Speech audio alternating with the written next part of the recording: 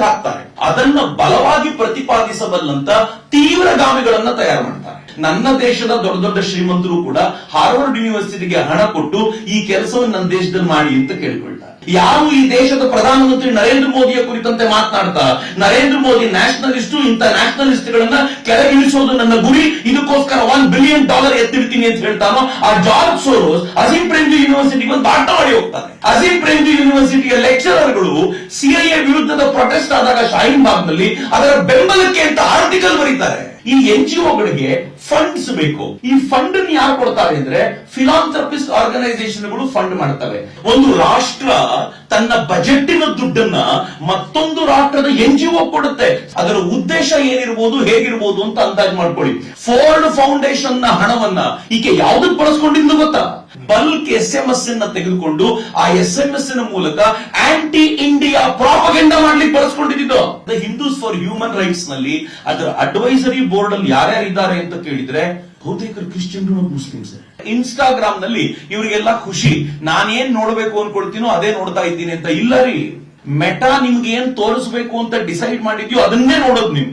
ಅಮೆರಿಕಾದ election manipulate ಮಾಡಿರ್ಬೋದಾದ್ರೆ ಈ ಸಲ 2024 ಅಲ್ಲಿ ಯಾವ ತರದ ಮ್ಯಾನಿಪುಲೇಷನ್ ನಡೆದಿರಬೇಕು? ಸದಾ ದಿನ ಬೆಳಗಾದ್ರೆ ಹಿಂದೂ ಧರ್ಮವನ್ನ ಬೈತಾ ಇರುವಂತ ಆಕಾಶ್ ಬ್ಯಾನರ್ಜಿಯನ್ನ ಅದಕ್ಕೆ ಅಂಬಾಸಿಡರ್ ಮಾಡ್ಕೊಂಡು ಫ್ಯಾಕ್ಟ್ ಚೆಕರ್ ನೀವು ರೆಡಿ ಮಾಡೋದಿಲ್ಲ. ಅದಕ್ಕೆ ಯಾರು ಲೀಡರ್ ಅಂತಂದ್ರೆ ಎರಿಕ್ ಗ್ಯಾರ್ಸೆಟಿ ಲೀಡ್ ಮಾಡ್ತಾನೆ. ಮೊದಲಿಗೆನೆ ಅರ್ಬನ್ ನಕ್ಸಲರ ಅಥವಾ ಲೆಫ್ಟ್ ಎಕೋಸಿಸ್ಟಮ್ ನ ಕನೆಕ್ಷನ್ ಎಷ್ಟು ಚೆನ್ನಾಗಿದೆ ಅಂತ ಕಳೆದ 10-15 ವರ್ಷಗಳಿಂದಲೂ ಕೂಡ ನಾವು ಹೇಳ್ಕೊಂಡೇ ಬಂದಿದ್ದೀವಿ. ಅವ್ರ ಕನೆಕ್ಷನ್ ಕಂಡು ನಮ್ಗೆ ಹೊಟ್ಟೆ ಉರಿ ಆಗುತ್ತೋ ಅಥವಾ ನಾವು ಮಾಡ್ಲಿಕ್ಕಾಗಲ್ಲ ಅಂತ ಸಂಕಟ ಆಗುತ್ತೋ ಅಂತ ನನಗೂ ಸೇರದಂತೆ. ಅದು ಬಹುಶಃ ಚಂದ್ರು ಮಾತ್ರ ಅಲ್ಲ, ನನಗೂ ಹಂಗೆ ಅನ್ಸುತ್ತೆ. ನಮ್ಗೇನು ಹಂಗೆ ಮಾಡ್ಲಿಕ್ಕೆ ಆಗೋದಿಲ್ಲ ಅಂತ ಹೊಟ್ಟೆ ಉರಿ ಇದೆಯಾ ಅವ್ರ ಮೇಲೆ ಹೇಗೆ ಅಂತ. ಕನೆಕ್ಷನ್ ಹೆಂಗಿದೆ? ಸ್ವಿಸ್ ಏಡ್ನವರು ಫಂಡ್ ಮಾಡ್ತಾರೆ, ಅಮೆರಿಕಾದವರು ಫಂಡ್ ಮಾಡ್ತಾರೆ, ಜರ್ಮನಿಯವರು ಫಂಡ್ ಮಾಡ್ತಾರೆ, ಫ್ರಾನ್ಸ್ ಅವರು ಫಂಡ್ ಮಾಡ್ತಾರೆ, ನೀವು ಆಸ್ಟ್ರೇಲಿಯಾ ಫಂಡ್ ಮಾಡುತ್ತೆ ಈ ತರದ ಕೆಲಸಗಳಿಗೆ ಜಗತ್ತಿನಾದ್ಯಂತ. ಇವರೆಲ್ಲರೂ ಫಂಡ್ ಮಾಡ್ಕೊಂಡು ಇದ್ ಮಾಡ್ತಾರೆ. ನಮ್ಗೆ ಯಾರು ಇಲ್ವಲ್ಲ, ನಮ್ಗೆ ಯಾರು ಸಿಗಲ್ವಲ್ಲ ಅಂತ ನಾವು ಅನ್ಕೊಳ್ಳೋದಾದ್ರೆ ನಮ್ಗೆ ಭಗವಂತನೇ ವ್ಯವಸ್ಥೆ ಮಾಡಿಕೊಟ್ಟಿರೋ ಲಾಭ. ನಾನು ಶುರು ಮಾಡೋಕ್ಕಿಂತ ಮುಂಚೆ ಒಂದೇ ಒಂದು ಮಾತು ಹೇಳೋದು, ನಾವೆಲ್ಲರೂ ಸೇರೋದಿಲ್ಲ ಒಂದ್ ಕಡೆ ಸೇರೋದಿಲ್ಲ ಅಂತೀವಿ. ಇನ್ನೊಂದ್ 2 ದಿನ ಕಳೆದ್ರೆ ಚೌತಿ ಬರುತ್ತೆ. ಲೆಫ್ಟ್ ಎಕೋಸಿಸ್ಟಮ್ಗಳು ತಿಪ್ಪರ್ಲಾಗ ಹೊಡೆದ್ರು ಈ ತರ ಎಲ್ಲರನ್ನೂ ಒಂದೇ ಕಡೆ ಸೇರಿಸಬಲ್ಲಂತ, ಸಹಜವಾಗಿ ಸೇರಬಲ್ಲಂತ ಮತ್ತೊಂದು ವ್ಯವಸ್ಥೆ ಇಲ್ಲ. ಅದು ಹಿಂದೂ ಧರ್ಮಕ್ಕೆ ಮಾತ್ರ ಇರುವಂತ ವ್ಯವಸ್ಥೆ. ನಾವು ಬಳಸ್ಕೊಳ್ಳೋದನ್ನು ಹೋಗಿದ್ದೀವಿ ಅಂತ. ಇದನ್ನ ಸರಿಯಾಗಿ ಬಳಸ್ಕೊಂಡಂತ ತಿಲಕರು ಸಾರ್ವಜನಿಕ ಗಣೇಶೋತ್ಸವದ ಪರಿಕಲ್ಪನೆಯನ್ನೇ ಕೊಟ್ಟು ಸ್ವಾತಂತ್ರ್ಯೋತ್ಸವಕ್ಕೆ ಬೇಕಾಗಿರುವ ಬೀಜವನ್ನ ಬಿತ್ತಲಿಕ್ಕೆ ಸಾಧ್ಯ ಆಯಿತು ಅಂತ. ಹಾಗಂತ ಬರೀ ಚೌತಿ ಮಾತನ್ನ ಅಂತ ಕೇಳಿದ್ರೆ ಸ್ವಲ್ಪ ದಿನಕ್ಕೆ ದಶಹರಾ ಬರುತ್ತೆ. ನಾವೆಲ್ಲರೂ ಪ್ರೀತಿಯಿಂದ ಮಾಡ್ತೀವಿ. ಬೆಂಕಿಗಡಿಗೆ ಗಿರ್ಲಿಕ್ಕೆ ಪ್ರಯತ್ನ ಪಡ್ತಿದ್ದಾರೆ, ಮಹಿಷ ದಸರಾನು ಮಾಡಬೇಕು ಅಂತ. ಆದ್ರೆ ದಸಹರಾಕ್ಕೆ ನಾವು ಬಂಗಾಳದಿಂದ ಹಿಡಿದು ನಾವು ಕನ್ಯಾಕುಮಾರಿಯವರೆಗೆ, ನಾನು ಕಾಶ್ಮೀರವನ್ನು ಬಿಡ್ತೀನಿ ಅಷ್ಟೇ, ಉಳಿದಂತೆ ಎಲ್ಲ ಇಡೀ ದೇಶದ ಮೂಲೆ ಮೂಲೆಗಳಲ್ಲೂ ಕೂಡ ಆ ದುರ್ಗೆಯನ್ನ ಪೂಜಿಸೋದು ಏನ್ ಅದ್ಭುತವಾಗಿ ಆನಂದಿಸ್ತೀವಿ. ನಾವೆಲ್ಲರೂ ಒಟ್ಟಾಗಿ ಮಾಡ್ತೀವಿ. ದೀಪಾವಳಿ ಬಂದಾಗ ಸೆಲೆಬ್ರೇಷನ್ಸ್ ಮಾಡ್ತೀವಿ. ಹೋಳಿಯಲ್ಲಿ ಬಣ್ಣವನ್ನ ಎರಚ್ತಾ ತರುಣಿಯರೂ ಕೂಡ ಈ ಸಮಾಜದೊಳಗೆ ಈ ವಿಚಾರಧಾರೆಯೊಂದಿಗೆ ಒಂದಾಗಬಹುದಾಗಿರುವಂತ ಒಂದು ಬೇಸ್ ಇದೆಯಲ್ಲ, ನನಗನ್ಸುತ್ತೆ ಜಗತ್ನಲ್ಲಿ ಮತ್ತಾರಿಗೂ ಇಲ್ಲದೆ ಇರುವಂತ ಒಂದು ಅದ್ಭುತವಾಗಿರುವ ವ್ಯವಸ್ಥೆಯನ್ನ ನಮ್ಮ ಪೂರ್ವಜರು ಹಾಕೊಟ್ಟಿದ್ದಾರೆ. ಉಪಯೋಗಿಸ್ಕೊಳ್ಳಿಕ್ಕೆ ಸೋತೋಗಿದ್ದೀವಿ ಅಂತ ನನಗನ್ಸುತ್ತೆ. ಮಿತ್ರರೇ, ಇರುವ ಕಡಿಮೆ ಸಮಯದಲ್ಲಿ ನಾನು ಅತ್ಯಂತ ವೇಗವಾಗಿ 2x ಸ್ಪೀಡ್ ನಲ್ಲಿ ನಿಮ್ಗೆ ಹೇಳಬೇಕಾಗಿರುವ ಕೆಲವು ಸಂಗತಿಗಳನ್ನು ಹೇಳ್ಕೊಳ್ತೀನಿ. ಮೊದಲನೇದು, ರೈಟ್ ಲೆಫ್ಟ್ ಅನ್ನುವಂತ ಪದಗಳಿಗೆ ಅರ್ಥವೇ ಉಳ್ಕೊಂಡಿಲ್ಲ ಇವತ್ತು. ಯಾರು ಇಲ್ಲಿ ರೈಟೋ ಅವರು ಅಮೆರಿಕಕ್ಕೆ ಹೋದ್ರೆ ಲೆಫ್ಟ್, ಯಾರು ಇಲ್ಲಿ ಲೆಫ್ಟ್ ಅಮೆರಿಕಾದಲ್ಲಿ ಆ ವಿಚಾರಧಾರೆಯನ್ನ ರೈಟ್ ಅಂತ ಕರೀತಾರೆ. ಹೀಗಾಗಿ ರೈಟ್ ಲೆಫ್ಟ್ ಅನ್ನೋದು ಯೂನಿವರ್ಸಲಿ ಒಂದೇ ಉಳ್ಕೊಂಡಿಲ್ಲ. ಈ ಕಾರಣಕ್ಕೋಸ್ಕರವೇ ಫಾರ್ ಲೆಫ್ಟ್ ಫಾರ್ ರೈಟ್ ತುಂಬಾ ಇದೆ. ಈಗ ಇದಮಿತ್ತ ಮತ್ತೆ ಯಾರನ್ನೂ ಹೇಳಲಿಕ್ಕೆ ಬರಲ್ಲ, ಇವನ್ ಪಕ್ಕಾ ರೈಟ್ ಅಂತ ಹೇಳಲಿಕ್ಕೆ ಬರಲ್ಲ. ನೀವ್ ಯಾರಾದ್ರೂ ಲೆಫ್ಟ್ ಅಂತ ನೀವು ತೋರಿಸ್ತಿರ್ತಿರಲ್ಲ, ಬಿಜೆಪಿ ಗವರ್ಮೆಂಟ್ ಬರ್ಲಿ ನಿಮ್ ಹತ್ರ ಬಂದು ಅವನೇ ನಿಂತಿರ್ತಾನೆ, ಏನಾದ್ರು ಒಂದು ಕೊಡಿಸಿ ಸರ್. ಈ ರೈಟು ಲೆಫ್ಟ್ ಇಲ್ಲ, ಈ ವಾದ ಯಾವುದು ಉಳಿದಿಲ್ಲ ಇವತ್ತು, ಅವಕಾಶವಾದ ಮಾತ್ರ ಉಳ್ಕೊಂಡಿರೋದು. ಈಗ ಯಾಕೆ ಸ್ವಲ್ಪ ಇವ್ರು ಮೆರೆದಂಗ್ ಕಾಣ್ತಾರೆ ಅಂತಂದ್ರೆ ಈ ಪಕ್ಷವನ್ನ ಬೀಳಿಸಲಿಕ್ಕೆ ಬೇಕಾಗಿರುವ ವ್ಯವಸ್ಥೆಯನ್ನ ಜಾಗತಿಕ ಮಟ್ಟದಲ್ಲಿ ಮಾಡ್ತಿರುವಂತ ಪ್ರಯತ್ನ ಇರೋದ್ರಿಂದ ಸ್ವಲ್ಪ ಎದ್ದು ಬಂದಂತೆ ಕಾಣುತ್ತೆ ಬಿಟ್ರೆ ಇವ್ರು ಹೀಗೇನೂ ಇಲ್ಲ. ನಾನು ಸ್ವಲ್ಪ ಬೇಸಿಕ್ ಆಗಿ ನಿಮ್ಗೆ ಯಾಕೆ ಈ ವಿಚಾರಧಾರೆಗಳು ಹೀಗಿವೆ? ಈ ಅರ್ಬನ್ ನಕ್ಸಲರ ಮೂಲ ವಿಚಾರಧಾರೆ ಎಲ್ಲಿಂದ ಬರುತ್ತೆ? ಇವ್ರಿಗೆ ಯಾಕೆ ಮುಸಲ್ಮಾನರ ಮೇಲೆ ಪ್ರೀತಿ, ಇವ್ರು ಯಾಕೆ ಮಹಿಳೆಯರ ಮೇಲೆ ಪ್ರೀತಿ ಅಂತ ತೋರಿಸ್ಕೊಳ್ತಾರೆ, ಇವ್ರು ಯಾಕೆ ಜಾತಿಗಳ ಮೇಲೆ ವಿಶೇಷವಾದ ಗಮನ ಹರಿಸ್ತಾರೆ ಅಂತ ಒಂದು ಪುಟ್ಟ ಸಂಗತಿ ಹೇಳ್ಬಿಡ್ತೀನಿ ನಾನು. ಮೊದಲಿಗೆ ಮಾರ್ಕ್ಸ್ನ ಒಂದು ವಾದ ಇತ್ತು. ಮಾರ್ಕ್ಸ್ನ ವಾದ ಏನು ಅಂತಂದ್ರೆ, ಯಾವುದೇ ಒಂದು ಥೀಸಿಸ್ ಇದ್ರೆ ಅದಕ್ಕೊಂದು ಆಂಟಿ ಥೀಸಿಸ್ ಇದ್ದೇ ಇರುತ್ತೆ ಅಂತ. ನೀವೊಂದು ಸ್ಥಾಪಿತವಾಗಿರುವಂತಹ ಸತ್ಯ ಯಾವ್ದಾದ್ರೂ ಹೇಳಿ, ಉದಾಹರಣೆಗೆ ದೇವರನ್ನು ಕಾಣಲಿಕ್ಕೆ ಇಂಥದ್ದೊಂದು ಮಾರ್ಗ ಇದೆ ಅಂತ ಹೇಳಿ, ಮಾರ್ಕ್ಸ್ನ ಪ್ರಕಾರ ಈ ಥೀಸಿಸ್ಗೆ ಒಂದು ಆಂಟಿ ಥೀಸಿಸ್ ಇರಲೇಬೇಕು, ಇಲ್ಲ ಇದು ಮಾರ್ಗವಲ್ಲ ಅಂತ ಹೇಳುವಂತ ಮತ್ತೊಂದು ಧೋರಣೆ ಇರಲೇಬೇಕು ಅಂತ ಮಾರ್ಕ್ಸ್ನ ವಾದ. ಈ ಧೋರಣೆ ಇದ್ದಾಗ ಈ ಧೋರಣೆ ಮತ್ತು ಮೂಲ ಧೋರಣೆ ಮತ್ತು ವಿರೋಧಿ ಧೋರಣೆಗಳ ನಡುವೆ ಕಿತ್ತಾಟ ಶುರುವಾಗಿ ಹೊಸದೊಂದು ಸಿದ್ಧಾಂತ ಉಂಟುಕೊಳ್ಳುತ್ತೆ. ಅದು ಸಿಂಥಸಿಸ್ ಆಗಿ ಬರುವಂತ ಸಿದ್ಧಾಂತ ಅನ್ನೋದು ಮಾರ್ಕ್ಸ್ನ ಸಿದ್ಧಾಂತ. ಅವನು ಹಂಗೆ ಮಾಡಿದ್ದು. ಒಬ್ಬ ಯಾರಾದ್ರೂ ಶ್ರೀಮಂತ ಇದ್ದಾನೆ ಅಂತಂದ್ರೆ ಅವನಿಂದ ಶೋಷಣೆಗೊಳಗಾದ ಬಡವ ಇರಲೇಬೇಕು ಅಂತ ಆಂಟಿಥೀಸಿಸ್. ಹೀಗಾಗಿ ಈ ಬಡವ, ಈ ಕಾರ್ಮಿಕ ಅನ್ನೋನು ಶ್ರೀಮಂತನ ವಿರುದ್ಧ ಹೋರಾಟ ಮಾಡಬೇಕು, ಗಲಾಟೆ ಮಾಡಬೇಕು. ಇವರಿಬ್ಬರ ಗಲಾಟೆಗಳಿದ್ದಾಗಿ ಹೊಸದೊಂದು ಸಿದ್ಧಾಂತ ಬರುತ್ತೆ. ಅದು ನಮಗೆ ರಾಷ್ಟ್ರವನ್ನು ಕಟ್ಟಲಿಕ್ಕೆ ಅನುಕೂಲ ಮಾಡಿಕೊಡುತ್ತೆ ಅಂತ ಒಂದು ಸಿದ್ಧಾಂತ. ಆದ್ರೆ ಕಾಲಕ್ರಮದಲ್ಲಿ ಈ ಸಿದ್ಧಾಂತ ಫೇಲ್ಯೂರ್ ಆಯಿತು. ಸ್ವಲ್ಪ ರಷ್ಯಾದಲ್ಲಿ ಯಶಸ್ಸನ್ನು ಕಾಣುದು ಬಿಟ್ರೆ ಜಗತ್ತಿನ ಯಾವ ಮೂಲೆಯಲ್ಲೂ ಕೂಡ ಈ ಮಾರ್ಕ್ಸ್ ಸಿದ್ಧಾಂತಕ್ಕೆ ಲೆಫ್ಟ್ ಐಡಿಯಾಲಜಿ ಅಂತ ಏನಿವತ್ತು ನಾವು ಕರೆಯುವಂತ ಪ್ರಯತ್ನ ಮಾಡ್ತೀವಿ ಅದಕ್ಕೆ ಬೇಕಾಗಿರುವಂತ ಬೆಂಬಲ ಏನು ಸಿಗಲಿಲ್ಲ. ಆಗ ಯೋಚನೆ ಮಾಡ್ತು ಈ ಎಕೋಸಿಸ್ಟಮ್ ನ ಒಳಗಿರುವಂತ ಜನ, ಆಗ ಯೋಚನೆ ಮಾಡಿದ್ರು ಮಾರ್ಕ್ಸ್ನ ಸಿದ್ಧಾಂತ ಎಲ್ಲಿ ಫೇಲ್ಯೂರ್ ಆಯ್ತು ಅಂತ. ಆಗ ಹುಡುಕಾಟಕ್ಕೆ ಶುರು ಮಾಡಿದ್ರಲ್ಲ, ಆ ಹುಡುಕಾಟಕ್ಕೆ ಶುರು ಮಾಡಿದಾಗ ಅವ್ರಿಗೆ ಗೊತ್ತಾಯ್ತು, ಗ್ರಾಮ್ಸ್ಕಿ ಈ ಮಾತನ್ನು ಹೇಳ್ತಾನೆ. ಅವನೇನ್ ಹೇಳ್ತಾನೆ ಅಂತಂದ್ರೆ, ಈ ಸಿದ್ಧಾಂತ ಫೇಲ್ಯೂರ್ ಯಾಕಾಯ್ತು ಅಂತಂದ್ರೆ, ಯಾವ ಆಂಟಿ ಥೀಸಿಸ್ ಅನ್ನ ಹುಡುಕುವಂತ ಪ್ರಯತ್ನ ಮಾಡ್ತೀವೋ ಆ ಆಂಟಿ ಥೀಸಿಸ್ ಅನ್ನ ಮೀರಿ ಥೀಸಿಸ್ ಅನ್ನ ಬಲಗೊಳಿಸುವಂತ ಸಂಸ್ಕೃತಿಯೊಂದು ಬೇರು ಬಿಟ್ಟಿರುತ್ತೆ. ಎಲ್ಲಿಯವರೆಗೂ ಆ ಸಂಸ್ಕೃತಿಯನ್ನ ಕಿತ್ತು ಬಿಸಾಡೋದಿಲ್ವೋ ಅಲ್ಲಿವರೆಗೂ ಆಂಟಿ ಥೀಸಿಸ್ ಜಯಗಳಿಸೋದಿಲ್ಲ. ಇದು ಗ್ರಾಮ್ಸ್ಕಿಯ ಸಿದ್ಧಾಂತ.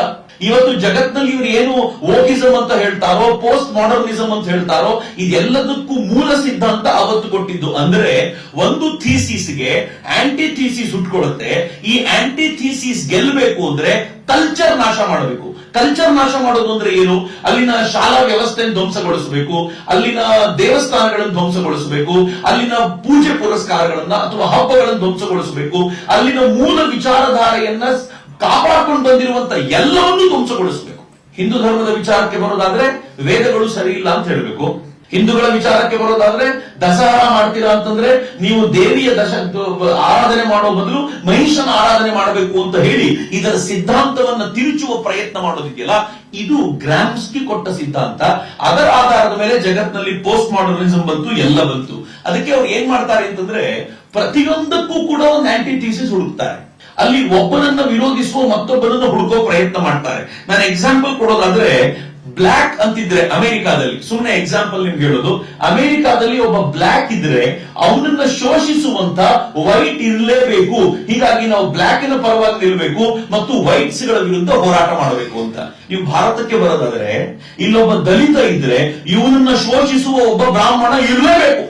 ಹಾಗೇನಿಲ್ಲ, ಇರಲೇಬೇಕು ಅಂತ ಏನಿಲ್ಲ. ಆದ್ರೆ ಅವರ ಸಿದ್ಧಾಂತದ ಪ್ರಕಾರ ಒಬ್ಬ ದಲಿತ ಇದ್ರೆ ಶೋಷಿಸುವ ಬ್ರಾಹ್ಮಣ ಇರಲೇಬೇಕು. ನೆಕ್ಸ್ಟ್, ಒಬ್ಬ ಹೆಂಡತಿ ಅಂತಿದ್ರೆ, ಚೆನ್ನಾಗಿದೆ ಇದು, ಒಬ್ಬ ಹೆಂಡತಿ ಅಂತಿದ್ರೆ ಶೋಷಿಸುವ ಗಂಡ ಒಬ್ಬ ಇರಲೇಬೇಕು. ಹೆಂಡತಿ ಗಂಡನನ್ನ ಶೋಷಣೆ ಮಾಡುವ ಪ್ರಕ್ರಿಯೆ ಇಲ್ಲವೇ ಇಲ್ಲ. ಆದ್ರೆ ಹೆಂಡತಿ ಅಂತಿದ್ರೆ ಶೋಷಣೆ ಮಾಡುವ ಗಂಡ ಇರಬೇಕು. ಹೆಣ್ಣು ಅಂತಿದ್ರೆ ಶೋಷಿಸುವ ಗಂಡು ಇರಲೇಬೇಕು. ಅಂಡ್ ನೆಕ್ಸ್ಟ್ ಇಂಟ್ರೆಸ್ಟಿಂಗ್, ಮಕ್ಕಳು ಅಂತಿದ್ರೆ ಶೋಷಿಸುವ ಅಪ್ಪ ಅಮ್ಮ ಇರಬೇಕು. ಈ ಥೀಸಿಸ್ ನ ಥಾಟ್ ಹೋಗೋದೇ ಹಂಗೆ. ಹೀಗಾಗಿ ಮುಸಲ್ಮಾನ ಅಂತಿದ್ರೆ ಶೋಷಿಸುವ ಹಿಂದೂ ಇರಲೇಬೇಕು. ನಮ್ಗೆ ಎಲ್ಲ ಕಡೆಯಲ್ಲೂ ಇರೋ, ನನ್ಗೆ ಯಾವಾಗ್ಲೂ ಅನ್ನಿಸ್ತಿತ್ತು, ಯಾಕೆ ಇವರಿಗೆ ಮುಸಲ್ಮಾನ ಮೇಲೆ ಇಷ್ಟು ಪ್ರೀತಿ ಇದೆ ಅಂತ. ಇದರ ಉದ್ದೇಶ ಇಷ್ಟೇ, ಒಟ್ಟಾರೆ ಒಬ್ಬ ವ್ಯಕ್ತಿ ಹಿಡ್ಕೋಬೇಕು, ಅವನನ್ನ ಶೋಷಿಸುವ ಯಾರಂತೂ ಗುರುತಿಸಿ ಅವನನ್ನ ಭಡಕಾಯಿಸಿ ಎತ್ತಿ ಕಟ್ಟಿ ಕಿತ್ತಾಟ ಶುರುಗೊಳಿಸಬೇಕು. ಸಿಂಥಸಿಸ್ ನ ನಂತರ ಏನು ಸಿದ್ಧಾಂತ ಬರುತ್ತೋ ಅದನ್ನ ಎಲ್ಲರೂ ಆಚರಿಸುವಂತೆ ಮಾಡಬೇಕು ಅಂತ ಪ್ರಯತ್ನ. ಅಲ್ಟಿಮೇಟ್ಲಿ ತಮ್ಮ ಗುರಿಯನ್ನ ಸಾಧಿಸಿಕೊಳ್ಳಿಕ್ಕೆ ಮಾಡುವಂತ ಪ್ರಯತ್ನ. ಒಂದೇ ಒಂದು ಉದ್ದೇಶ ಅವ್ರದ್ದೇನು ಅಂದ್ರೆ ಇಡೀ ಜಗತ್ತನ್ನ ಕದನ ಭೂಮಿ ಮಾಡಬೇಕು ಅಂತ. ಮಿತ್ರರಿಗೆ ಗೊತ್ತಿರ್ಲಿ, ಇವತ್ ನಾನು ನೀವು ಇಲ್ಲಿ ಸೇರ್ಕೊಂಡು ಏನ್ ಮಾಡ್ತಿದ್ದೀವೋ ಈ ಗಲಾಟೆ ಬರೀ ನಮ್ಮದು ಮಾತ್ರ ಅಂತ ತಿಳ್ಕೊಳ್ಬೇಡಿ. ಅಮೆರಿಕಾದಲ್ಲೂ ಈ ಗಲಾಟೆಯನ್ನ ಕ್ರಿಶ್ಚಿಯನ್ರು ಮಾಡ್ತಿದ್ದಾರೆ. ನಮ್ಮ ಮೇಲೆ ಈ ವೋಕಿಸಂ ನ ಹೋರಾಟ ನಡೀತಿದೆ, ವೋಕಿಸಂ ನಮ್ಮ ಮೇಲೆ ಶೋಷಣೆ ಮಾಡ್ತಿದೆ ಅಂತ ಅಮೆರಿಕಾದಲ್ಲಿ ಕ್ರಿಶ್ಚಿಯನ್ರು ಗಲಾಟೆ ಮಾಡ್ತಾರೆ. ಇವತ್ತು ಇಸ್ರೇಲ್ ಇಷ್ಟು ದೊಡ್ಡ ಹೋರಾಟ ಮಾಡುತ್ತೆ ಪ್ಯಾಲೆಸ್ತೈನ್ ವಿರುದ್ಧ, ಇಸ್ರೇಲ್ ನ ವಿರುದ್ಧ ಗಲಾಟೆ ಮಾಡ್ತಿದಾರಲ್ಲ, ಮತ್ತಿದೆ ವೋಕಿಸಂ ನ ಜನ ಗಲಾಟೆ ಮಾಡ್ತಿರೋದು. ಅವ್ರು ಬರೀ ಹಿಂದೂಗಳ ವಿರುದ್ಧ ಅಂತಲ್ಲ, ಜಗತ್ತಿನಲ್ಲಿ ಎಲ್ಲೆಲ್ಲಿ ಈ ಶೋಷಣೆಯ ಚಿಂತನೆ ಬರುತ್ತೋ, ಚಿಂತನೆ ಅಂತ ಅವ್ರು ಹುಡುಕ್ತಾರೋ ಅಲ್ಲೆಲ್ಲವೂ ಕೂಡ ಎದುರು ನಿಲ್ಲೋ ಪ್ರಯತ್ನ ಮಾಡ್ತಾರೆ. ಆದ್ರೆ ಅವರಿಗನ್ಸಿದೆ ಎಲ್ಲರನ್ನೂ ಸೋಲಿಸೋದು ಸುಲಭ, ಆದ್ರೆ ಹಿಂದೂಗಳನ್ನ ಸೋಲಿಸೋದು ಸ್ವಲ್ಪ ಕಷ್ಟ ಇದೆ ಅಂತ ಇತ್ತೀಚೆಗೆ ಸ್ವಲ್ಪ ಗಟ್ಟಿ ದನಿಯಲ್ಲಿ ಇದು ಬೇಕಾಗಿರುವಂತ ಒಂದು ಫೈನಲ್ ಬ್ಲೋ ಕೊಡಬೇಕು ಅಂತ ಪ್ರಯತ್ನ ಮಾಡ್ತಿರೋದ್ರಿಂದ ನಾವು ಇದನ್ನ ಗಂಭೀರವಾಗಿ ಕಾಣ್ತಾ ಇದೀವಿ. ಒಂದನೇದು. ಇನ್ ಎರಡನೇದು, ಕಳೆದ 10 ವರ್ಷಗಳಲ್ಲಿ ಇವರು ಏನೇನು ಪ್ರಯತ್ನ ಮಾಡಿದ್ರೋ ಅದನ್ನೆಲ್ಲ ಮೀರಿ ಹಿಂದುತ್ವದ ಕಡೆಗೆ ಭಾರತ ಟಿಲ್ಟ್ ಆಗ್ತಾ ಇರುವಂತ, ತರುಣ ಪೀಳಿಗೆಯನ್ನ ಆ ಕಡೆ ಎಳ್ಕೊಂಡು ಹೋಗ್ತಿರುವಂತ ದೃಶ್ಯ ಕಾಣ್ತಿದೆಯಲ್ಲ, ಅದನ್ನ ಸಹಿಸಿಕೊಳ್ಳಿಕ್ಕಾಗದೆ ಈಗ ಅತ್ಯಂತ ವೇಗವಾಗಿ ಅವರು ತಮ್ಮ ಈ ಪ್ರಯತ್ನವನ್ನ ಮಾಡ್ತಾ ಇದ್ದಾರೆ ಅಂತ ನನ್ಗನ್ಸೋದು. ಈ ಪ್ರಯತ್ನದ ಹಾದಿ ಹೆಂಗಿರುತ್ತೆ ಅಂತಂದ್ರೆ, ನಾನಿವತ್ತು ನಗರ ನಕ್ಸಲರ ಕಾರ್ಯವೈಖರಿ ಮಾತಾಡ್ಲಿಕ್ಕೆ ಇಚ್ಛೆ ಪಡ್ತೀನಿ. ಅಂದ್ರೆ ಡೀಪ್ ಸ್ಟೇಟ್ ಬರುತ್ತೆ, ಎಲ್ಲವೂ ಬರುತ್ತೆ. ಹೇಗೆ ಕೆಲಸ ಮಾಡ್ತಾರೆ ಅಂತಂದ್ರೆ, ಒಂದು ಸಿದ್ಧಾಂತವನ್ನ ಇವರೇ ಹುಟ್ಟಾಕ್ತಾರೆ. ಇರಬೇಕು ಅಂತಿಲ್ಲ, ಒಂದು ಸಿದ್ಧಾಂತವನ್ನು ಹುಟ್ಟಾಕ್ತಾರೆ. ಉದಾಹರಣೆಗೆ ದಲಿತರ ವಿಚಾರವಾಗಿ ಒಂದು ಸಿದ್ಧಾಂತ ಅಂತ ಹೇಳಿ, ಆ ದಲಿತರ ಕುರಿತಂತೆ ಇವರೇ ಹುಟ್ಟಾಕ್ತಾರೆ, ಹೊಸ ಹೊಸ ವಿಚಾರಧಾರೆಗಳನ್ನು ಹುಟ್ಟಾಕ್ತಾರೆ, ಅದನ್ನ ಒಂದಷ್ಟು ಜನಕ್ಕೆ ಕೊಡ್ತಾರೆ. ಅದನ್ನ ಏನ್ ಮಾಡ್ತಾರೆ ಅಂತಂದ್ರೆ, ಆ ಸಿದ್ಧಾಂತವನ್ನ ತಯಾರು ಮಾಡಿಕೊಂಡು ಅದನ್ನ ಬಲವಾಗಿ ಪ್ರತಿಪಾದಿಸಬಲ್ಲಂತ ತೀವ್ರಗಾಮಿಗಳನ್ನ ತಯಾರು ಮಾಡ್ತಾರೆ. ಇದು ಎರಡನೇ ಹಂತ. ಇದು ಯಾವುದು ನಮ್ ಕಣ್ಣಿಗೆ ಕಾಣೋದಿಲ್ಲ, ಸೈಲೆಂಟ್ ಆಗಿ ನಡೆಯುವಂತ ಸಂಗತಿ. ಮೊದಲು ಒಂದು ಸಿದ್ಧಾಂತವನ್ನು ಹುಟ್ಟಾಕೋದು, ಅದನ್ನ ಬಲವಾಗಿ ಪ್ರತಿಪಾದಿಸಬಲ್ಲಂತ ತೀವ್ರಗಾಮಿಗಳನ್ನು ಹುಟ್ಟಾಕೋದು. ಮೂರನೇದು, ಈ ತೀವ್ರಗಾಮಿಗಳಿಗೆ ಒಂದು ಟೂಲ್ ಕಿಟ್ ರೆಡಿ ಮಾಡ್ಕೊಡೋದು. ನೀವು ಯಾವತ್ತೇ ಏನೇನ್ ಮಾಡ್ಬೇಕು, ನಿಮ್ಗೆ ಯಾರ್ಯಾರು ನಿಮ್ಗೆ ಸಪೋರ್ಟ್ ಮಾಡ್ತಾರೆ, ನಿಮ್ಗೆ ಏನ್ ಬರಬೇಕು ಅನ್ನೋ ಟೂಲ್ ಕಿಟ್ ರೆಡಿ ಮಾಡ್ಕೊಡೋದು. ನಾಲ್ಕನೇದು, ಈ ಸಿದ್ಧಾಂತದಲ್ಲಿ ಬಲಿಪಶುಗಳು ಯಾರು ಅಂತ ಗುರುತಿಸೋದು, ಅವರಿಗೆ ಹೆಚ್ಚಿನ ದನಿ ಕೊಡುವಂತ ಪ್ರಯತ್ನ ಮಾಡೋದು. ಇನ್ನು ಐದನೇದು, ಈ ಆಕ್ಟಿವಿಸ್ಟ್ಗಳನ್ನ ತಯಾರು ಮಾಡಿ ಅವರು ಬೀದಿಯಲ್ಲಿ ನಿಂತುಕೊಂಡು ಹೋರಾಟ ಮಾಡೋದಕ್ಕೆ ಬೇಕಾಗಿರೋ ವ್ಯವಸ್ಥೆ ಮಾಡೋದು, ಆ ಆಕ್ಟಿವಿಸ್ಟ್ಗಳಿಗೆ ಸಿಕ್ಕಾಪಟ್ಟೆ ಪ್ರಚಾರ ಕೊಡೋದು. ಯಾವತ್ತಾದ್ರೂ ಚಂದ್ರು ಮೊಗೇರ್ ಅವರ ಫೋಟೋನ ನೀವು ಪ್ರಜಾವಾಣಿ ತರದ ಪತ್ರಿಕೆಗಳಲ್ಲಿ ನೋಡಿದ್ದೀರಾ? ಸಿಗಲ್ಲ. ಆದ್ರೆ ಆ ತರದ ಪತ್ರಿಕೆಗಳು, ನಾನು ಪ್ರಜಾವಾಣಿ ಅಂತ ಹೇಳೋದಲ್ಲ, ಅನೇಕ ಪತ್ರಿಕೆಗಳು ಏನ್ ಮಾಡ್ತವೆ, ಹೋರಾಟ ಅಂದ್ರೆ ಯಾರು ಅಂದ್ರೆ 25 ಜನ ಈ ಲೆಫ್ಟಿಸ್ಟ್ಗಳು ನಿಂತುಕೊಂಡು ಹೋರಾಟ ಮಾಡ್ತಿದ್ರೆ ಅವ್ರ ಫೋಟೋ ದೊಡ್ಡದಾಗಿ ಬರುತ್ತೆ. ಯಾಕೆ ಅಂದ್ರೆ ಇದು ವ್ಯವಸ್ಥೆಯ ಒಂದು ಭಾಗ. ಆ ಆಕ್ಟಿವಿಸ್ಟ್ಗಳನ್ನ ಪ್ರಚಾರ ಮಾಡಬೇಕು, ಆಕ್ಟಿವಿಸ್ಟ್ಗಳನ್ನ ಕೊಡಬೇಕು ಅಂತ. ನಿಮ್ಗೆ ಆಶ್ಚರ್ಯದ ಸಂಗತಿ ಹೇಳ್ತೀನಿ, ಶಾಹೀನ್ ಬಾಗ್ ಪ್ರೊಟೆಸ್ಟ್ ಆಯ್ತು. ಎಷ್ಟು ಜನಕ್ಕೆ ನೆನಪಿದೆಯೋ ಇಲ್ವೋ ಗೊತ್ತಿಲ್ಲ. ಹಿಂದುವಿಗೆ ಭಗವಂತ ಕೊಟ್ಟಿರುವ ವರ ಮತ್ತು ಶಾಪ ಮರೆವು ನಮಗೆ ಬಹಳ ಬೇಗ ಮರ್ತೋಗುತ್ತಾ. ಇದ್ದಿದ್ದ ದಿನ ಜೋಶಲ್ಲಿ ಇರ್ತೀವಿ ನಾವು, ಆಮೇಲೆ ಒಂದು ತಿಂಗಳು ಕಳೆದ್ಮೇಲೆ ಮರ್ತೇ ಹೋಗಿರುತ್ತೆ ಆ ಇಶ್ಯೂ. ಆ ಶಾಹೀನ್ ಬಾಗ್ ಪ್ರತಿಭಟನೆ ನಡೆದಾಗ ಸುಮಾರು 3-3.5 ತಿಂಗಳ ಪ್ರತಿಭಟನೆಯಲ್ಲಿ ಟೈಮ್ ಅನ್ನೋ ಮ್ಯಾಗಝೀನು, ಇಂಟರ್ನ್ಯಾಷನಲಿ ರಿನೌಂಡ್ ಮ್ಯಾಗಝೀನು, ಆ ಮ್ಯಾಗಝೀನ್ ಅಲ್ಲಿ ಜಗತ್ತನ್ನ ಪ್ರಭಾವಿಸಬಲ್ಲ 100 ಮಹಿಳೆಯರನ್ನ ಪಟ್ಟಿ ಮಾಡಲಾಯಿತು. ಜಗತ್ತನ್ನ ಪ್ರಭಾವಿಸಬಲ್ಲ ಮಹಿಳೆ. ಆ ಪ್ರಭಾವಿಸಬಲ್ಲ ಮಹಿಳೆಯರಲ್ಲಿ ಒಬ್ಬ ಮಹಿಳೆ ಯಾರು ಗೊತ್ತಾ? ಶಾಹೀನ್ ಬಾಗ್ನ ಪ್ರತಿಭಟನೆಯಲ್ಲಿ ಭಾಗವಹಿಸಿದ್ದ 82 ವರ್ಷದ ಬಿಲ್ಕಿಸ್ ಬಾನೋ ಅನ್ನೋ ಮಹಿಳೆಯನ್ನ ಟೈಮ್ ಪತ್ರಿಕೆ. ಹೆಂಗಿದೆ ನೋಡಿ ಎಕೋಸಿಸ್ಟಮ್ ಅದು. ಹೇಗೆ ಆ ಆಕ್ಟಿವಿಸ್ಟ್ಗಳನ್ನು ತಯಾರು ಮಾಡಿ ಕೊಡಬೇಕು ಅಂತ ಇಷ್ಟು ಕೆಲಸವನ್ನ ಮಾಡೋದಕ್ಕೆ ಇವತ್ತು ಬೇಸ್ ಯಾರು ಗೊತ್ತಾ? ಹಾರ್ವರ್ಡ್ ಯೂನಿವರ್ಸಿಟಿ ಬೇಸ್ ಆಗಿದೆ. ಈ ಹಾರ್ವರ್ಡ್ ಯೂನಿವರ್ಸಿಟಿಗೆ ಜಗತ್ತಿನ ದೊಡ್ಡ ದೊಡ್ಡ ಫಿಲಾಂಥ್ರಪಿಸ್ಟ್ಗಳು ಹಣ ಕೊಡ್ತಾರೆ.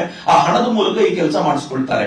ಇನ್ನೂ ಆಶ್ಚರ್ಯದ ಸಂಗತಿ ಹೇಳ್ತೀನಿ, ನಾವು ಎಂಥ ಪುಣ್ಯಾತ್ಮರಿದ್ದೀವಿ ಭಾರತದಲ್ಲಿ ಅಂತಂದ್ರೆ, ನನ್ನ ದೇಶದ ದೊಡ್ಡ ದೊಡ್ಡ ಶ್ರೀಮಂತರು ಕೂಡ ಹಾರ್ವರ್ಡ್ ಯೂನಿವರ್ಸಿಟಿಗೆ ಹಣ ಕೊಟ್ಟು ಈ ಕೆಲಸವನ್ನು ನನ್ನ ದೇಶದಲ್ಲಿ ಮಾಡಿ ಅಂತ ಕೇಳ್ಕೊಳ್ತಾರೆ. ನಮ್ಗೆಲ್ರಿಗೂ ಆನಂದ್ ಮಹೀಂದ್ರ ಬಗ್ಗೆ ಬಹಳ ಖುಷಿ ಇದೆಯಲ್ಲ. ಆನಂದ್ ಮಹೀಂದ್ರ ಪೇಸ್ ಹಾರ್ವರ್ಡ್ ಯೂನಿವರ್ಸಿಟಿಯ ಅಲ್ಲಿನ ಈ ತರದ ಮಾನವ ಇದರ ವಿಚಾರದಲ್ಲಿ ಅವರೊಂದು ದೊಡ್ಡ ಮೊತ್ತವನ್ನು ಅಲ್ಲಿ ಡೊನೇಟ್ ಮಾಡಿದ್ದಾರೆ. ಲಕ್ಷ್ಮೀ ನಿವಾಸ್ ಮಿತ್ತಲ್, ಯಾರನ್ನ ಸ್ಟೀಲ್ ಇಂಡಸ್ಟ್ರಿಯ ಹೆಡ್ ಅಂತ ಕರಿತೀವೋ, ಹಾರ್ವರ್ಡ್ ಯೂನಿವರ್ಸಿಟಿಯ ಅಂಡರ್ ಭಾರತದಲ್ಲಿ ಭಾರತದ ಬಾರ್ಡರ್ ಏರಿಯಾಗಳಲ್ಲಿ ಪ್ರಾಜೆಕ್ಟ್ಗಳನ್ನು ಮಾಡ್ತಾರೆ. ಅಜೀಂ ಪ್ರೇಮ್ಜಿ, ನಾವು ಬಹಳ ಹೆಮ್ಮೆಯಿಂದ ಎದೆ ಮೇಲೆ ಇಟ್ಕೊಂಡು ತಿರುಗಾಡ್ತೀವಲ್ಲ, ತಲೆ ಮೇಲೆ ಹೊತ್ಕೊಂಡು ತಿರುಗಾಡ್ತೀವಲ್ಲ, ಆ ಅಜೀಂ ಪ್ರೇಮ್ಜಿ ಯೂನಿವರ್ಸಿಟಿ ಈ ದೇಶದಲ್ಲಿ ಎಂಥ ಕೆಲಸವನ್ನ ಮಾಡುತ್ತೆ ಅಂತಂದ್ರೆ, ಸುಧಾ ಭಾರದ್ವಾಜ್ ಹೆಸರನ್ನ ಹೇಳಿದ್ರು.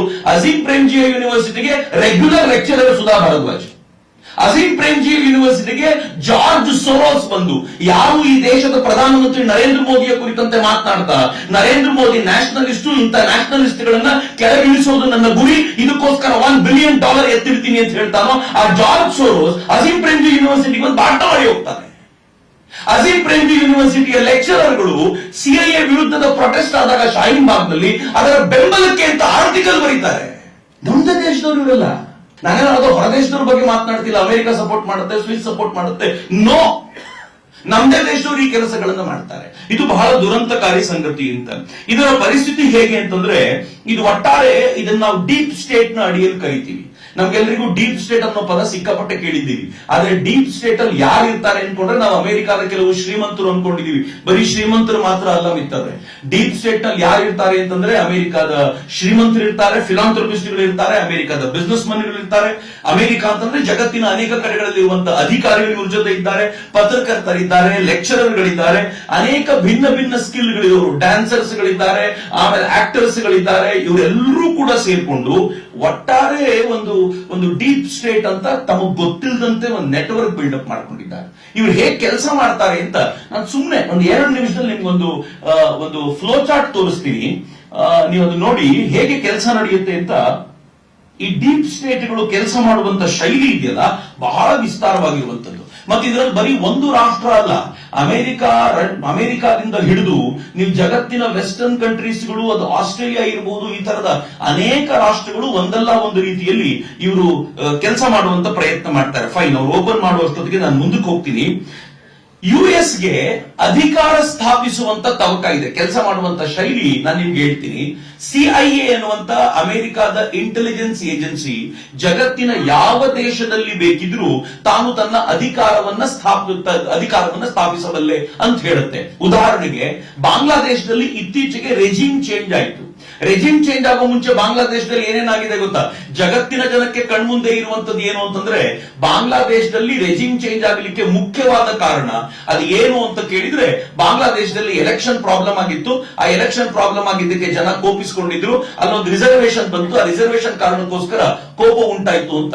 ಆದ್ರೆ ಬಹಳ ಜನಕ್ಕೆ ಗೊತ್ತಿಲ್ಲ, ಈ ಬಾಂಗ್ಲಾದೇಶದಲ್ಲಿ ಈ ಹುಡುಗರನ್ನ ಎಬ್ಬಿಸ್ಲಿಕ್ಕೋಸ್ಕರ, ಅವರನ್ನ ಭಡಕಾಯಿಸ್ಲಿಕ್ಕೋಸ್ಕರ ಅಲ್ಲಿನ NGOಗಳ ಮೂಲಕ ಡೀಪ್ ಸ್ಟೇಟ್ ನ ಪ್ಲೇಯರ್ಸ್ ಗಳು ಎಷ್ಟು ಚೆನ್ನಾಗಿ ಕೆಲಸ ಮಾಡಿದ್ರು ಅಂತಂದ್ರೆ, ಈ ಬಾಂಗ್ಲಾದೇಶದಲ್ಲಿರುವಂತ NGOಗಳ ಮೂಲಕ ಅಲ್ಲಿನ ವಿದ್ಯಾರ್ಥಿಗಳನ್ನ ಎಬ್ಬಿಸುವಂತ ಪ್ರಯತ್ನ ಮಾಡಿದ್ರು. ಅವ್ರಿಗೆ ಬೇಕಾಗಿರೋ ಫಂಡ್ ಆಯ್ತು. ಕೊನೆಗೆ ಶೇಖ್ ಹಸೀನಾನ ವಿತಿನ್ 45 ಮಿನಿಟ್ಸ್ ಅಲ್ಲಿಂದ ಓಡಿಸ್ಲಾಯ್ತಲ್ಲ, ಕೊನೆಗೆ ಕರ್ಕೊಂಡ್ಬಂದು ಕೂರಿಸಿದ್ಯಾರನ್ನು ಗೊತ್ತಾ?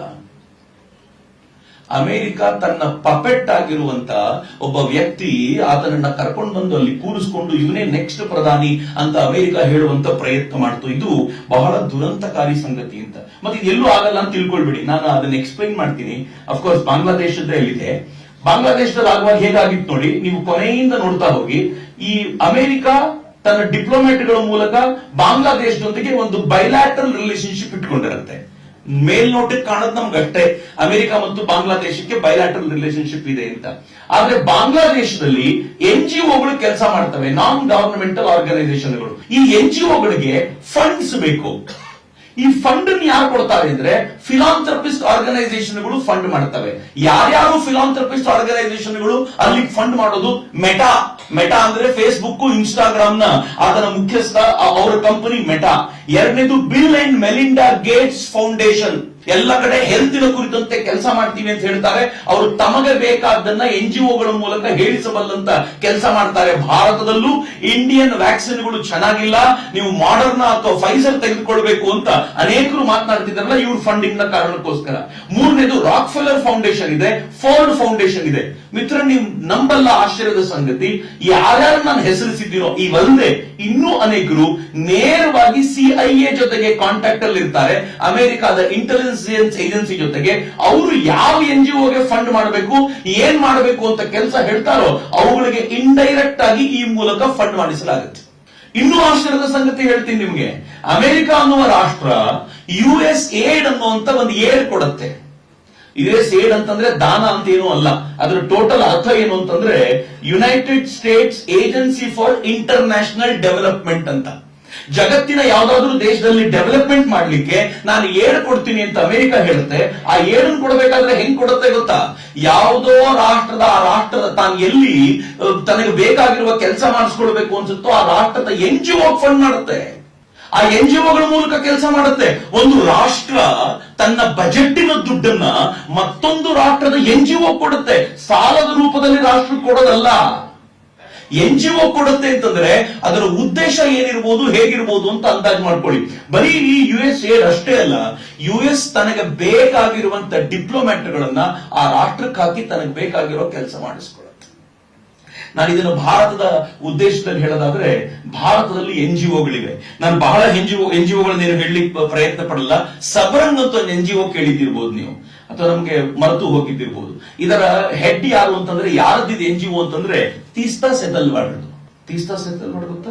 ಬಹಳ ಜನರಿಗೆ ಗೊತ್ತಿಲ್ಲ ಅಂತ. ನಾನು ಯಾಕೆ ಇದನ್ನು ಕೇಳ್ತಿದೀನಿ ಪ್ರಶ್ನೆ ಅಂತಂದ್ರೆ, ಹಿಂದೂಗಳಿಗಿರುವಂತ ವರದಾನ ಅಂತ. ತೀಸ್ತಾ ಸೆತಲ್ವಾಡ್ನೆಲ್ಲ ಮರೆಯೋದಂಗಿಲ್ಲ ರೀ. ತೀಸ್ತಾ ಸೆತಲ್ವಾಡ್ ಎಂತವಳು ಅಂತಂದ್ರೆ 2002 ರೈಟ್ಸ್ ಏನಾಗಿತ್ತು ಗುಜರಾತ್ ನಲ್ಲಿ, ಆ ರೈಟ್ಸ್ ಗೆ ನರೇಂದ್ರ ಮೋದಿ ಕಾರಣ ಅಂತ ಅನೇಕ ವರ್ಷಗಳ ಕಾಲ ಕೋರ್ಟ್ ನಲ್ಲಿ ಹೋರಾಟ ಮಾಡಿದ ಹೆಣ್ಣು ಮಗಳಾಕೆ. ಆ ಹೋರಾಟ ಎಂದು ಫೇಕ್ ಹೋರಾಟ, ಎಷ್ಟು ಹೋರಾಟ ಮಾಡಿದ್ರು ನರೇಂದ್ರ ಮೋದಿ ಅವರಿಗೆ ಸ್ವತಃ ಆನಂತರ ಸುಪ್ರೀಂ ಕೋರ್ಟ್ ನ ಸ್ಪೆಷಲ್ ಇನ್ವೆಸ್ಟಿಗೇಷನ್ ಟೀಮ್ ಏನಿತ್ತು ಅವರು ಇವರಿಗೆ ಕ್ಲೀನ್ ಚಿಟ್ ಕೊಟ್ಟರು. ಆ ಕ್ಲೀನ್ ಚಿಟ್ ಕೊಟ್ಟ ನಂತರವೂ ಕೂಡ ಇವತ್ತಿಗೂ ನರೇಂದ್ರ ಮೋದಿ ಅವರ ಇದರ ಮೇಲೆ ಗೂಬೆ ಕೂರಿಸ್ತಾರೆ. ಆದ್ರೆ ನರೇಂದ್ರ ಮೋದಿ ಅವರ ಸರ್ಕಾರ ಬಂದ ನಂತರ ಅವರು ತೀಸ್ತಾ ಸೆತಲ್ವಾಡ್ಲ ಈ ಅವಳ NGO ಕುರಿತಂತೆ NGO ಮೇಲೆ ಒಂದ್ ಸ್ವಲ್ಪ ಇನ್ವೆಸ್ಟಿಗೇಷನ್ ಶುರು ಮಾಡಿದ್ಮೇಲೆ ಗೊತ್ತಾಯ್ತು, ಈ ತೀಸ್ತಾ ಸೆತಲ್ವಾಡ್ಗೆ ವಿದೇಶದಿಂದ ಫಂಡ್ ಬರ್ತಿತ್ತು FCRA ಅಡಿಯಲ್ಲಿ. ಆ FCRA ಅಡಿಯಲ್ಲಿ ಬರ್ತಿದ್ದ ಫಂಡ್ ಈಕೆ ಏನ್ ಮಾಡ್ತಿದ್ಲು ಗೊತ್ತಾ? ಈಕೆ ಸ್ಯಾಲರಿ ಅಂತ ಕೊಡ್ತಿದ್ಲು. ಎಡಿಟರ್ಗೆ ಸ್ಯಾಲರಿ, ಸಬ್ ಎಡಿಟರ್ಗೆ ಸ್ಯಾಲರಿ, ಕೋ ಎಡಿಟರ್ಗೆ ಸ್ಯಾಲರಿ, ಆಮೇಲೆ ಆಫೀಸ್ ಬಾಯ್ಗೆ ಸ್ಯಾಲರಿ. ಯಾರಿದು? ಎಡಿಟರ್ ಈಕೆ, ಕೋ ಎಡಿಟರ್ ಇವಳು ಗಂಡ, ಸಬ್ ಎಡಿಟರ್ ಈಕೆ, ಆಫೀಸ್ ಬಾಯ್ ಇವಳು ಗಂಡ, ಎಲ್ಲ ಇವರೇ. ಇವರು ಎಷ್ಟರ ಮಟ್ಟಿಗೆ ವಿದೇಶದಿಂದ ಬಂದಿರುವಂತಹ ಹಣವನ್ನ ಕೆಟ್ಟದಾಗಿ ಉಪಯೋಗಿಸಿಕೊಂಡಿದ್ರು ಅಂತಂದ್ರೆ, ಆಕೆಗೆ ಡೈರೆಕ್ಟರ್ ಹಣ ಕೊಡ್ತಿದ್ದು ಫೋರ್ಡ್ ಫೌಂಡೇಶನ್. ಫೋರ್ಡ್ ಫೌಂಡೇಶನ್ ನ ಹಣವನ್ನ ಈಕೆ ಯಾವ್ದಕ್ಕೆ ಬಳಸ್ಕೊಂಡಿದ್ದು ಗೊತ್ತಾ? ಅದರ ಬಹುಪಾಲನ್ನ ತನ್ನ ಸ್ವಂತಕ್ಕೆ ಖರ್ಚು ಮಾಡಿದ್ಲು. ಉಳಿದಂತೆ ಬಳಸ್ಕೊಂಡಿದ್ರು ಯಾವುದಕ್ಕೆ ಅಂತಂದ್ರೆ, ಬಲ್ಕ್ SMS ಅನ್ನ ತೆಗೆದುಕೊಂಡು ಆ SMS ನ ಮೂಲಕ ಆಂಟಿ ಇಂಡಿಯಾ ಪ್ರಾಪಗೆಂಡಾ ಮಾಡ್ಲಿಕ್ಕೆ ಬಳಸ್ಕೊಂಡಿದ್ದು. ವಿದೇಶಿಯರು ಹಣ ಯಾತಕ್ಕೆ ಕೊಡ್ತಾರೆ? ನನಗೆ ನಿಮ್ಗೆ ಪ್ರಾಮಾಣಿಕವಾಗಿ ಕೆಲಸ ಮಾಡ್ತೀನಿ ಅಂದ್ರೆ ವಿದೇಶಿಯರಲ್ಲ ರೀ. ಈ ಪಕ್ಕದಲ್ಲಿರುವಂತ ಜಿಗ್ನಿಯಲ್ಲಿರುವಂತ ಒಂದು ಕಂಪನಿ ನಮ್ಗೊಂದು ₹1,00,000 ಕೊಡಬೇಕು ಅಂದ್ರೆ 28 ಫೈಲ್ ಕೇಳ್ತಾರೆ. ನೀವು ಮಾಡಿರೋ ಕೆಲಸದ ಫೋಟೋ ಕೊಡಿ, ಮಾಡಿರೋ ಕೆಲಸದ ರಿಪೋರ್ಟ್ ಕೊಡಿ, 28 ಕೇಳ್ತಾರೆ. ಆದ್ರೆ ಈಕೆ ಬಲ್ಕ್ SMS ತಗೊಂಡಿದ್ದೀನಿ ಅಂತ ಫೋರ್ಡ್ ಫೌಂಡೇಶನ್ ಕೇಳಲೇ ಇಲ್ವಾ? ಯಾತಕ್ಕೆ ಕೊಟ್ರು? ಮತ್ತೆ ಏನ್ ಉದ್ದೇಶ ಇತ್ತು, ಯಾವುದು ಅಂತ ಆಲೋಚನೆ ಮಾಡಿದಾಗ ಗೊತ್ತಾಗುತ್ತೆ ಎಷ್ಟು ಚೆನ್ನಾಗಿ ಇದ್ರ ಮೂಲಕ ಕೆಲಸ ಮಾಡ್ತಾರೆ. CIA ಹೆಂಗೆ ಇವರುಗಳನ್ನ ಏಜೆಂಟ್ ಆಗಿ ಕೆಲಸ ಮಾಡ. ಅದಕ್ಕೆ ನಾನು ಹೇಳೋದೇನು ಗೊತ್ತೇನು, ನಾವು ಕಷ್ಟ ಪಟ್ಕೊಂಡು ನಮ್ಮ ರಾ ಏಜೆಂಟ್ಗಳನ್ನ ಎಲ್ಲೋ ಕಳಿಸ್ತೀವಿ, ನಾವು ಕಷ್ಟ ಪಟ್ಕೊಂಡು ನಮ್ಮ ಏಜೆಂಟ್ಗಳನ್ನ ಎಲ್ಲೆಲ್ಲೋ ಇಟ್ಟು ಏನೆಲ್ಲ ಮಾಡ್ತೀವಿ ಅನ್ಕೊಳ್ತೀವಲ್ಲ. CIAಗೆ ಸ್ವಂತದ ಏಜೆಂಟೇ ಬೇಡ ರೀ. ಇಲ್ಲಿರುವಂತ ಈ ತರದ NGOಗಳಿಗೆ ಫಂಡ್ ಮಾಡಿದ್ರೆ ನಿಮ್ಗೆ ಏನ್ ರಿಪೋರ್ಟ್ ಬೇಕೋ ದಿನ ಬೆಳಗ್ಗೆ ನಾವೇ ಕಳಿಸ್ಕೊಡ್ತೀವಿ ಅಂತ ಹೇಳುವಂತ ಅನೇಕ ಜನ ಭಾರತದಲ್ಲೇ ಇರುವಾಗ ನೀವು ಯಾವ ಲೆಕ್ಕಕ್ಕೆ ಈ ದೇಶವನ್ನು ರಕ್ಷಣೆ ಮಾಡ್ತೀರಾ ಅಂತ ಮುಂದಕ್ಕೆ ಬರ್ತೀರಿ? ಯಾವ ಧೈರ್ಯದ ಮೇಲೆ? ನಾನು ಅದಕ್ಕೆ ಮೊನ್ನೆ ಹೇಳ್ತಿದ್ದೆ, ಇನ್ನೂ ಮಲಗಿದ್ರೆ ಭಾರತ ಹೇಳೋದು ಬಹಳ ಕಷ್ಟಪ್ಪ, ನೀವು ಹೇಳುವಾಗ ಇರೋದಿಲ್ಲ ಈ ಭಾರತ ಅಂತ. ಇನ್ನೆಷ್ಟು ದಿನ ಅಂತ ನಿದ್ದೆ ಮಾಡೋದು ಅಂತ. ಮಿತ್ರ, USAID ಭಾರತಕ್ಕೆ ಡೈರೆಕ್ಟ್ ಈ ತರದ NGOಗಳಿಗೆ ಸಪೋರ್ಟ್ ಮಾಡುತ್ತೆ. ನನ್ನ ಹತ್ರ ಅನೇಕ NGOಗಳ ಲಿಸ್ಟ್ ಇಟ್ಕೊಂಡಿದ್ದೀನಿ. ನಾನು ಒಂದು NGO ಬಗ್ಗೆ ನಿಮ್ ಜೊತೆ ಮಾತಾಡಬೇಕು. NGO ಟೈಟಲ್ ಹೆಸರೇನು ಗೊತ್ತಾ? ಹಿಂದೂಸ್ ಫಾರ್ ಹ್ಯೂಮನ್ ರೈಟ್ಸ್ ಅಂತ. ಕೇಳಲಿಕ್ಕೆ ಎಷ್ಟು ಚೆನ್ನಾಗಿದೆ, ಹಿಂದೂಸ್ ಫಾರ್ ಹ್ಯೂಮನ್ ರೈಟ್ಸ್ ಅಂತ ಹೆಸರು ಚೆನ್ನಾಗಿದೆ. ಅದರ ಹೆಡ್ ಯಾರು ಅಂತಂದ್ರೆ ಸುನಿತಾ ವಿಶ್ವನಾಥ್ ಅಂತ ಆಕೆ ಹೆಸರು. ನಾನು ಹಿಂದೂಸ್ ಫಾರ್ ಹ್ಯೂಮನ್ ರೈಟ್ಸ್ ಮನೆಗೆ ಹೋದ್ಮೇಲೆ ವಾಪಸ್ ನೀವು ಹಿಂದೂಸ್ ಫಾರ್ ಹ್ಯೂಮನ್ ರೈಟ್ಸ್ ಅಂತ ಅದರ ವೆಬ್ಸೈಟ್ ಹೋಗಿ ಆ ವೆಬ್ಸೈಟ್ ಅಲ್ಲಿ ನೋಡಿದ್ರೆ ಗೊತ್ತಾಗುತ್ತೆ. ಹಿಂದೂಸ್ ಫಾರ್ ಹ್ಯೂಮನ್ ರೈಟ್ಸ್ ನಲ್ಲಿ ಅದರ ಅಡ್ವೈಸರಿ ಬೋರ್ಡ್ ಅಲ್ಲಿ ಯಾರ್ಯಾರಿದ್ದಾರೆ ಅಂತ ಕೇಳಿದ್ರೆ ಬಹುತೇಕರು ಕ್ರಿಶ್ಚಿಯನ್ರು ಮತ್ತು ಮುಸ್ಲಿಮ್ಸ್. ಅಮೆರಿಕಾದಲ್ಲಿ ಏನಾದ್ರು ಅಮೆರಿಕನ್ ಬೇಸ್ಡ್ NGO ಅದು. ಈ NGO ಏನ್ ಮಾಡುತ್ತೆ ಗೊತ್ತಾ? ಅಮೆರಿಕಾದಲ್ಲಿ ಯಾವ್ದಾದ್ರೂ ಹಿಂದೂ ವಿಚಾರ ಬಂದಾಗ ಹಿಂದೂಗಳು ಜೋರದಾರಾಗಿ ಮಾತಾಡ್ತಿದ್ರೆ, ಪ್ರಖರವಾದ ಹಿಂದೂಗಳು ಅದ್ರ ಕುರಿತಂತೆ ಮಾತಾಡ್ತಿದ್ರೆ, ಇದು ಮಧ್ಯ ಮೂಗು ತೂರಿಸಿ ಕೋರ್ಟ್ಗೆ ಹೇಳುತ್ತೆ, ನಾನು ಕೂಡ ಹಿಂದುವೆ. ಹಿಂದೂಸ್ ಫಾರ್ ಹ್ಯೂಮನ್ ರೈಟ್ಸ್ ಅಂತ ಹೆಸರಿದೆಯಲ್ಲ, ಹೀಗಾಗಿ ಇಲ್ಲಿ ಮಾತನಾಡೋ ಹಕ್ಕು ನನಗೂ ಇದೆ, ನಾನು ಮಾತನಾಡ್ತೀನಿ ಅಂತ ಮಧ್ಯೆ ಮೂಗು ತೂರಿಸುತ್ತೆ. ಹೆಸರು ನೋಡಿದ ತಕ್ಷಣ ನಮ್ಮವ್ರು ಅನ್ಕೊಳ್ತಾರೆ ಯಾರೋ ಹಿಂದುವೇ ಇರಬೇಕು. ಅವ್ರೇನೋ ನೆಗೆಟಿವ್ ಮಾತಾಡುವಾಗ ಹಿಂದೂಗಳೇ ಸರಿ ಇಲ್ಲ ಕಣಯ್ಯ ಅಂತ ನಮ್ಮನ್ನ ನಾವು ಬೈಕೊಂಡು ಒಂದ್ ಹೆಜ್ಜೆ ಹಿಂದೆ ಬರ್ತೀವಿ. ಆದ್ರೆ ಒಳಗಿರೋದು ಯಾರು ಹಿಂದೂಗಳೇ ಅಲ್ಲ ರೀ. ಜಾರ್ಜ್ ಸೋರೋಸ್ ತರದವರು ಫಂಡ್ ಮಾಡ್ತಾ ಇರುವಂತ ಈ ತರದ ಆರ್ಗನೈಸೇಷನ್ಗಳು ಯಾವ ತರದ ಕಿರಿಕಿರಿ ಮಾಡ್ತವೆ ಅನ್ನೋದನ್ನ ನಾವು ಇಮ್ಯಾಜಿನ್ ಮಾಡ್ಲಿಕ್ಕೆ ಸಾಧ್ಯ ಆಗೋದಿಲ್ಲ ಅಂತ. ಮಿತ್ರ, ಇಲ್ಲಿ ಹೇಗಾಗುತ್ತೆ ಈಗ ಅಂತಂದ್ರೆ, ಈ ಫಿಲಾಂಥ್ರಪಿಸ್ಟ್ ಆರ್ಗನೈಸೇಷನ್ ಇಂದ ಫಂಡ್ ತಗೊಂಡು NGOಗಳು ಭಾರತದಲ್ಲಿ ಬೇಕಾದ ಕೆಲಸವನ್ನು ಇವೆಲ್ಲ ಮಾಡ್ತಾ ಇರ್ತವೆ. ಭಾರತದಲ್ಲಂತೂ ಹೆಂಗಿವೆ ಅಂತಂದ್ರೆ, ವಿಶ್ವವಿದ್ಯಾಲಯಗಳೇ ಇವ್ರು ಹೇಳಿರುವ ಕೆಲಸವನ್ನ ಮಾಡ್ಲಿಕ್ಕೆ ಸಿದ್ಧ ಇರುವಂತ ಅನೇಕ ವಿಶ್ವವಿದ್ಯಾಲಯಗಳಿವೆ. ಡೆಲ್ಲಿ ಯೂನಿವರ್ಸಿಟಿ ಭರ್ಜರಿಯ ಕೆಲಸ ಮಾಡ್ತಾವೆ. ಅಫ್ಕೋರ್ಸ್ ಜಾದವ್ಪುರ್ ಯೂನಿವರ್ಸಿಟಿ ಭರ್ಜರಿ ಕೆಲಸ ಮಾಡುತ್ತೆ. JNU ಬಗ್ಗೆ ನಾನು ಹೇಳಬೇಕಾದಂತ ಅಗತ್ಯ ಇಲ್ಲ. ಆಫ್ಟರ್ ಅ ಲಾಂಗ್ ಟೈಮ್, ಕಳೆದ 10 ವರ್ಷಗಳಿಂದ ABVP ಸ್ವಲ್ಪ ಫೈಟ್ ಮಾಡ್ತಾ ಇದೆ. ನಮ್ದೊಂದು ಸ್ವಲ್ಪ ಕೂಗು ಏಳ್ಲಿಕ್ಕೆ ಸಾಧ್ಯವಾಗಿದೆ. ಇಲ್ಲದೆ ಹೋಗಿದ್ರೆ ಈ ದಾಂತೆವಾಡದಲ್ಲಿ ನಕ್ಸಲರು CRPF ಯೋಧರನ್ನ ಕೊಂದಾಗ ಸಂಭ್ರಮಿಸಿದ ಜನ JNUನವರು ಒಬ್ರು ಮಾತಾಡಿರಲಿಲ್ಲ. ಅಜೀಂ ಪ್ರೇಮ್ಜಿ ಯೂನಿವರ್ಸಿಟಿ ಅದು ನಮ್ಮ ನಡುವೆ ಗೌರವವನ್ನು ಪಡ್ಕೊಂಡು ಅವ್ರ ಪರವಾಗಿ ಕೆಲಸ ಮಾಡುತ್ತೆ. ಅಜೀಂ ಪ್ರೇಮ್ಜಿ ಯೂನಿವರ್ಸಿಟಿಗೆ ಸರ್ಕಾರಗಳು ಹೆಂಗ್ ಬಾಗಿವೆ ಅಂತಂದ್ರೆ ಟೈಮ್ಸ್ ನನ್ಗೆ ಅನ್ಸುತ್ತೆ ಸರ್ಕಾರಗಳಿಗೆ ಗೊತ್ತಾಗುತ್ತೋ ಇಲ್ವೋ ಅಥವಾ ಯಾರು ಮಾಡಿದ್ರು ಸರಿ ಅನ್ಕೊಳ್ತಾರೋ ಏನೋ, ಈ ದೇಶದಲ್ಲಿ ನ್ಯಾಷನಲ್ ಎಜುಕೇಶನ್ ಸಿಸ್ಟಮ್ ಅಥವಾ ಪಾಲಿಸಿ ಅಂತ ಏನ್ NEP ತಂದಿದ್ದಾರೋ ಆ NEP ಯ ಬಹುಪಾಲು ನಿರ್ಣಯ ಮಾಡೋದು ಅಜೀಂ ಪ್ರೇಮ್ಜಿ ಯೂನಿವರ್ಸಿಟಿ ಇರಬಹುದಿದೆ. ಆದ್ರೆ ಸೆಂಟ್ರಲ್ ಅದು ಹಿಡ್ಕೊಂಡು ಕೂತಿದೆ. ಸೆಂಟ್ರಲ್ ಗವರ್ಮೆಂಟ್ಗೂ ಅಜೀಂ ಪ್ರೇಮ್ಜಿಯ ಕುರಿತಂತೆ ಗೊತ್ತಿದೆಯೋ ಇಲ್ವೋ ಅಥವಾ ಗೊತ್ತಿದ್ರು ಅನಿವಾರ್ಯತೆಯೋ ಗೊತ್ತಿಲ್ಲ ನಮಗೆ, ಆದ್ರೆ ಗೊತ್ತಿದೆ. ಇವೆಲ್ಲವೂ ಅಜೀಂ ಪ್ರೇಮ್ಜಿ ಯೂನಿವರ್ಸಿಟಿ ಮಾಡುತ್ತೆ. ನಾನು ಕರ್ನಾಟಕದಲ್ಲಿ ಒಬ್ಬ ಎಜುಕೇಶನ್ ಮಿನಿಸ್ಟರ್ ಹತ್ರ ಒಂದ್ಸಲ ಮಾತಾಡ್ತಾ ಈ ವಿಚಾರ ಹೇಳಿದೆ. ಅಜೀಂ ಪ್ರೇಮ್ಜಿ ಯೂನಿವರ್ಸಿಟಿಯ ಕೆಲವು ಟ್ರೈನರ್ಸ್ಗಳು ನಮ್ಮ ಕರ್ನಾಟಕ ಸ್ಕೂಲ್ಗಳನ್ನ ಟೀಚರ್ಗಳನ್ನ ಟ್ರೈನ್ ಮಾಡ್ತಾರೆ. ಟ್ರೈನ್ ಮಾಡುವಾಗ ಮಿತ್ರ ಯಾರಾದ್ರೂ ಅವರ ಟ್ರೈನಿಂಗ್ ಅಲ್ಲಿ ಹೋಗಿದ್ರೆ ಗೊತ್ತಿರುತ್ತೆ, ಉದ್ದಕ್ಕೂ ಹಿಂದೂ ಧರ್ಮವನ್ನು ಬೈಕೊಂಡು ಬರ್ತಾರೆ. ಆ ಟ್ರೈನಿಂಗ್ ಅಲ್ಲಿ ಹೋದವ್ರು ಕೆಲವರು ಫೋನ್ ಮಾಡ್ತಾರೆ, ಸರ್ ದಿನ ಬೆಳಗಾದ್ರೆ ನಮ್ ಧರ್ಮವನ್ನ ಬೇರೆ ಬೇರೆ ಇಶ್ಯೂಗಳಲ್ಲಿ ಬೈತಾರೆ, ನಾವೇನಾದ್ರೂ ಮಾತಾಡ್ಲಿಕ್ಕೆ ಹೋದ್ರೆ ಬಾಯಿ ಮುಚ್ಕೊಂಡು ಕೂತ್ಕೊಳ್ಳಿ ಅಂತ ನಮಗ್ ಬೈದ್ ಬಿಡ್ತಾರೆ, ಎಲ್ರ ಮುಂದೆ ಅವಮಾನ ಮಾಡ್ಬಿಡ್ತಾರೆ, ಅದಕ್ಕೆ ನಾವೇನು ಮಾತಾಡುವಂತಿಲ್ಲ, ಏನಾದ್ರೂ ಮಾಡಿ ಸರ್ ಅಂತ. ನಾನು ಹಿಂದೆ ಒಬ್ಬ ಎಜುಕೇಶನ್ ಮಿನಿಸ್ಟರ್ ಜೊತೆ ಮಾತಾಡಿದ್ರೆ ಏನಂದ್ರು ಗೊತ್ತಾ ಅವರಂದ್ರು ಅಜೀಂ ಪ್ರೇಮ್ಜಿ ಯೂನಿವರ್ಸಿಟಿ ಅವರು ನಮ್ಗೆ ತುಂಬಾ ಹೆಲ್ಪ್ ಮಾಡ್ತಾರೆ, ಗವರ್ಮೆಂಟ್ ಸ್ಕೂಲ್ಗಳ ಕಟ್ಟಡ ಎಲ್ಲ ಕಟ್ಟಿಸ್ಕೊಡ್ತಾರೆ, ಪೇಂಟಿಂಗ್ ಎಲ್ಲ ಮಾಡಿಸ್ಕೊಡ್ತಾರೆ. ನಾವ್ ಈ ವಿಚಾರದಲ್ಲಿ ಹೆಂಗ್ ಗಲಾಟೆ ಮಾಡೋದು ಅವ್ರ ಹತ್ರ? ಏನ್ರಿ ಇದು?